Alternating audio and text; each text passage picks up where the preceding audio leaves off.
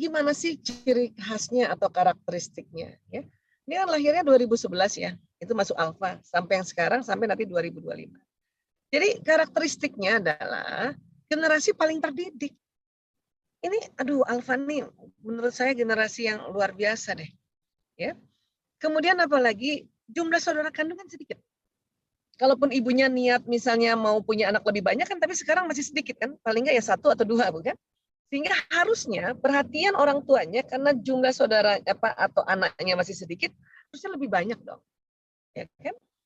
Kalau generasi sebelum-sebelumnya kayak saya yang generasi X, saya bersaudara paling sedikit 5, paling sedikit, ya. Pasti ada yang 7, ada yang 10. Ya, milenial juga mungkin begitu. Z, ya, saya punya anak 5 ya, generasi Z kan 5 juga, banyak juga ya. Tapi yang alfa kan, kalaupun memang mau punya anak banyak, nah, lahirnya baru 2011 masuk alfa, masih sedikit lah. Artinya baru 2 gitu. Walaupun kata ayah bundanya, saya mau 7. Ya, tapi sekarang kan baru 2. Gitu maksud saya ya. Nah, ketiga, mendapatkan fasilitas paling lengkap. Paling lengkap. Kenapa? Ya, banyak banget permainan dengan berbagai macam ragam, Masya Allah. Ya. Dan tentu mereka adalah digital native. Ya. Apa digital native ini? Lahir, ya, melek itu udah digital kanan kiri. Bahkan ya bidan atau dokter kandungan yang menolongnya udah pakai digital semua. Ngukur detak jantung DJJ namanya ya, detak jantung janin aja. Kalau zaman dulu itu pakai alat yang ditempelin di telinga. Sekarang pakai digital semuanya. Nancy ibu hamil mau melahirkan aja pakai tensi digital, udah nggak air raksa lagi. Ya kan? Kalaupun air raksa dikombinasi pakai digital. Jadi lahir tuh kanan kirinya udah digital. Bahkan di dalam rahim ibunya sudah digital. Ini alfa. Ya. Bahkan waktu lahir barangkali bapaknya mengabadikannya pakai digital semuanya. Jadi ini harus paham ya.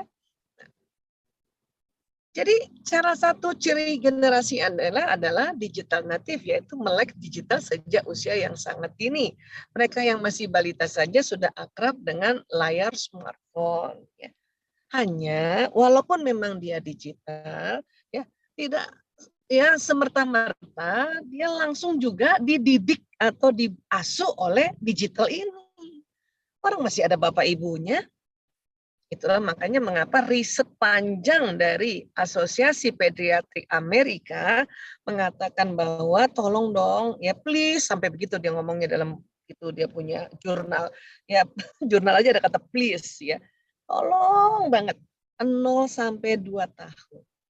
Selebihnya 30 menit 30 menit. Tapi Bu Aisyah kan kemarin pandemi, jadi waktu PAUD usia dini 3 tahun anak-anak sudah belajar pakai digital. Barang 1 jam sampai ya 2 jam itu gimana? Nah, kalau seperti itu ya kita harus juga paham bahwa Allah Ta'ala itu ya, adalah Allah yang maha segalanya, maha dahsyat dalam proses penciptaan. Kenapa? Kalau dalam kondisi darurat itu tentu ada mekanisme yang darurat juga Allah berikan. Jadi nggak usah juga terlalu takut-takut amat. Ya, kenapa? Karena otak manusia juga ada namanya kecerdasan beradaptasi. Saya sih inti parenting itu adalah ya tenang. Jadi orang tua tuh tenang. Ya, takut boleh, sedih boleh, tapi nggak pakai amat. Takut-takut amat, sedih-sedih amat gitu. Ya, karena nanti ada proses yang luar biasa Allah berikan pada tubuh manusia. Nah, ya Asosiasi Pediatri Amerika minta jauhkan gawe 0 hari sampai 2 tahun. Waduh, Bu Aisyah terlanjur nih. Anak saya nih 1 tahun udah saya kenanin gawe. Orang saya baru tahu sekarang. Ya nggak apa-apa, habis gimana lagi orang telanjur. Jadi nanti kalau Bunda punya anak lagi, insya Allah masih bisa kan? Ayolah, kan baru 2 ini. Ayo samain saya tuh 5. Enak loh punya anak banyak. Maka ya, the next-nya karena sudah belajar, tolong sekali apa yang nanti ayah bunda sudah dapatkan ya lewat sharing ya. Saya ini nggak ngajar, cuman sharing karena ini risetnya bukan saya yang riset ya. Diterapkan, insya Allah anak kita jauh lebih aman lagi. Ya. Kemudian ya saya mau memperkenalkan bahwa di otak bagian depan ini yang namanya prefrontal cortex inilah yang nanti ya terjadi sambungan-sambungan neuron terjadi memori pengetahuan, memori nasihat, memori ya knowledge atau tuntunan. Nah, disinilah kita ya orang tua nih, ayah bunda, dan nanti kalau anak sudah mulai memasuki usia sekolah, dibantu oleh bapak ibu guru, membantu anak nih mengisi prefrontal korteksnya dengan mengaji dan mengkaji apa yang Allah mau. Sehingga neuron yang terkoneksi di otak bagian prefrontal ini membentuk memori prinsip, memori tuntunan-tuntunan kehidupannya. Kalau dari kecil anak-anak dituntun ini tentang ya tuntunan-tuntunan ad-dinul Islam di dalam otaknya, ya itu insya Allah mau generasi apa aja, anak kita selamat dunia akhir. Adapun tadi teknologi, gawai, gadget dan apapun namanya itu media doang. Saya bersyukur banget nih punya laptop digital. Kalau nggak bisa ketemu ayah bunda di Kayu Putih. Karena sekarang saya lagi nggak di dekat Kayu Putih, saya lagi di Pondok Indah. Ya, untungnya teknologinya jadi digital dan dibantu salah satunya adalah teknik Zoom ini, Masya Allah. Ya, dari jauh, walaupun dari jauh tetap bisa lihat Bu Ririn, ini wajahnya Bu Ririn, ini suaranya, ya. Lihat Pak Dedi, ini dia Pak Dedi, ini suaranya. Terus di otak saya tersambung loh Pak, ini wajah Pak Dedi itu tadi. Di otak saya nih. Sehingga suatu ketika jalan-jalan di Kayu Putih gitu barangkali ya, pas lagi lewat tuh dia tuh Pak Dedi tuh. Depannya SD Muhammadiyah 41, kayak gitu Pak. Ya. Begitu juga dalam kita memberikan arahan-arahan. Ini nanti isinya di kepala sini. Kemudian selain di otak, ini juga saya sering sosialisasi, jantung, Pak. Ini jantung ini, selama ini kita tahu dia pemompa darah. Tapi sejak tahun 91, ada penelitian dari Montreal, Kanada oleh Dr. J. Andre Armour. Rupanya nih, siapa ada guru biologi nggak di sini? Di daerah serambi kanan dan daerah bilik belakang atau namanya dorsoventricle, ternyata ada neuron juga. Tadi kalau di otak 100 miliar, ini 40.000. Dan tadi kalau mengaji dan mengkaji, neuron ini juga tersambung-sambung. Mantap nggak tuh? Ya, Masya Allah. Dan kalau para ilmuwan mengatakan kolbu, ini organnya adalah jantung. Ya, sebetulnya Imam Al-Ghazali sudah bilang di tahun 1110 Masehi, lebih dulu dari si Andre Armour, cuman waktu itu belum ada teknologi digital. Jadi Al-Ghazali, Imam Al-Ghazali, seluruh ulama-ulama kita tuh Allah kasih taufik dan hidayah, sudah bilang bahwa di titik kolbu itu, atau kolbu itu di jantung, dan ada titik di daerah kolbu ini, suara Tuhan. Kok titik sih Bu Aisyah? Iya, karena memang kecil tempatnya ini. Ini aja karena digedein aja. Ya. Sekarang ayah bunda, bapak ibu guru, coba kepalkan tangan. Nah, itu jantung, ukuran jantungnya masing-masing tuh. Coba taruh di dada sebelah kiri. Ya, nih kayak gini. Itu, ya, itu jantungnya, Bu. Nah, sekarang coba kayak gini, kayak sarangyo gitu ya. Nah, ini nih jantung ini. Yang telunjuk ini dari ya arteri pulmonalis, yang jempol ini kalau kita sarangnya ini aorta. Nah, ini sama-sama ini, jadi ini doang sama-sama ini. Kalau anak-anak sekarang bilang sarangnya, itu namanya mai jantung. Kalau ini nggak bergerak. Kalau bergerak ini bukan mai jantung lagi, bukan mai kolbu ya. Ini cuan kalau dia bergerak. Nah, jadi lagi ya, Imam Al-Ghazali sudah bilang ada di kolbu itu suara Tuhan. Nah, barulah di tahun 1998 para ilmuwan dan ulama yang memang institut namanya Institute of Hermet, itu kerjasama UK sama Arab Saudi nih. Saya sedang sosialisasikan beberapa tahun terakhir. Itu riset tentang kolbu. Itu memang ada suara Tuhan di situ, di kolbu kita ini. Nah, manifestasi suara Tuhan apa yang Allah mau, itulah Al-Quran. Jadi para ilmuwan mengatakan di jantung manusia ada patron tentang apa yang Allah mau. Atau lebih mudahnya, ada patron tentang Al-Quran. Tapi masih tipis memang, masih tipis. Dan ini yang tadi saya bilang harus ditebalkan. Dengan cara apa? Dikaji, mengaji, mengkaji, diulang-ulang agar makin tebal.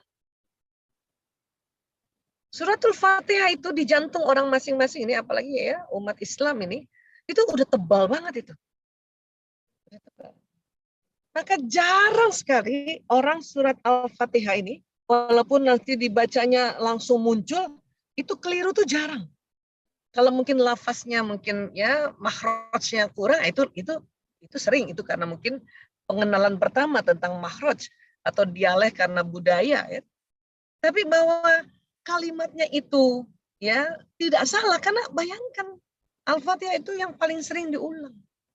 Karena itu memang intinya Al-Quran. Dan itu yang harus nyala di kolbu manusia. Sehingga pada saat kita mengaji dan mengkaji, tersambung di otak, neuronnya tersambung juga di kolbu. Ini pentingnya anak kita dari kecil masuk sekolah Islam. Sekolah Islam. Saya sekarang ini bahagia banget, bersyukur banget, banyak sekolah Islam. Zaman dulu tuh sedikit. Baru Muhammadiyah yang banyak sekolahnya. Ya, ini saya nggak peres ya Pak. Ini betul-betul saya ya dengan sungguh-sungguh bersyukur banget. Muhammadiyah dari dulu sudah berjuang di pendidikan. Karena zaman waktu saya sekolah Al-Azhar itu, baru sekolah Islam itu baru sedikit. Al-Azhar dan Muhammadiyah. Al-Azhar aja baru satu waktu itu sekolah saya. Muhammadiyah udah berapa waktu itu? Luar biasa. Maka pada saat sekarang, era sekarang, di mana setiap daerah atau setiap wilayah ada sekolah Islamnya, masuklah di situ. Masuklah di situ. Hanya memang Muhammadiyah itu yang lebih duluan soalnya. Ya. Dan alhamdulillah saya dengar ya semua sekolah Muhammadiyah mengupgrade knowledge, kemampuan, attitude guru-gurunya. Itu berita luar biasa. Karena bukan apa-apa ini nih. Kalau dari kecil anak-anak tidak diperkenalkan mengaji dan mengkaji, dia kemasukan apa bukan kemasukan jin ya, tapi ilmu lain gitu ya. Ya kapitalisme kah, liberalisme kah, komunisme, hati-hati. Ya, patron Al-Qur'an di sini ketutup nanti dengan ilmu-ilmu yang seperti tadi saya sebutkan. Ya. Nauzubillah min zalik. Dan bahkan kolbu ini bisa ngomong sama otak. Bisa ngomong sama otak. Ya. Karena otak ini suka iseng. Karena ada apa? Pengaruh emosi. Otaknya suka menganalisa iseng. Mungkin sudah diajarkan kita jujur. Ya, kalau ulangan jujur gitu. Tapi karena ada takut, khawatir nilainya buruk, dia belum belajar sempurna, maka otak emosi bilang nyontek aja. Nah, kolbu karena nggak ada emosi, dan tentu kalau dia diisi benar dari kecil ya, kolbu bilang, ya, Allah maha melihat, guru nggak ngelihat. Nah, kolbu tuh ngomong sama kita, ya, harus jujur, ayo jujur, dan gitu. Kalau kita dari kecil memperkenalkan prinsip-prinsip ya Islam, gitu. Itu namanya suara kolbu, ya. Udah gedean sedikit nih, udah besar sedikit, apalagi yang berdagang. Ya, otak suka iseng karena mau cepat kaya, ya, sombong pula, takabur misalnya. Dia bilang ya, kurangi timbangan. Cuman kalau dari kecil udah belajar bahwa yang namanya ya berdagang itu timbangannya harus pas, kalau perlu dilebihkan, jantung udah ada itu. Kolbu udah ada, makanya kolbu ngomong, hati-hati, Allah maha lihat. Akhirnya nggak jadi, walaupun ada kepengen awalnya, gara-gara si emosi. Ini otak emosi nih bikin iseng emang. Ya, jadi bersyukurlah kalau dari kecil diri kita, atau bahkan mungkin kita agak terlanjur lah ya, mungkin waktu kecilnya belum ada sekolah Islam, Muhammadiyah belum ada juga di area di daerah kita dekat rumah kita, terpaksa masuk ya sekolah umum yang mungkin mempelajari tanpa sadar belajar ekonominya kapitalis. Maka ya dimaklumi lah emak-emaknya. Nah, tapi anak kita jangan lagi dibuat kayak gitu. Sayang soalnya, ya. Nah, dan kemudian ajarkan ilmu ya ini sesuai ya dengan kondisi pengetahuan anak dan apa yang mereka sukai. Ini Rasulullah yang minta. Rasulullah Shallallahu Alaihi Wasallam bersabda, katakanlah kepada manusia sesuai dengan apa yang mereka sukai dan ketahui, serta tinggalkanlah apa yang tidak mereka ketahui dan tidak mereka sukai. Sekarang yang mereka sukai dan ketahui adalah apa? Karena generasinya teknologi digital, ya sudah pakailah medianya digital. Rasulullah khawatir kalau kita paksa dengan apa yang kita pakai zaman dulu, yang mereka tidak ketahui dan tidak mereka suka, ini kekhawatiran Rasulullah. Apakah kamu ingin Allah dan Rasulnya didustakan? Nauzubillah min zalik. Khawatirnya kalau kita maksa pakai cara dulu, belajar ngaji harus dicambuk, disabat. Tuh. Ya udah, Allahu Akbar. Nanti mereka akan nggak mau belajar Islam. Mereka akan bilang, aduh susah ya belajar Islam, aduh, atau kita mengajarkan supaya anak-anak hafiz Quran itu juga memang harus sesuai yang dia sukai dan ketahui.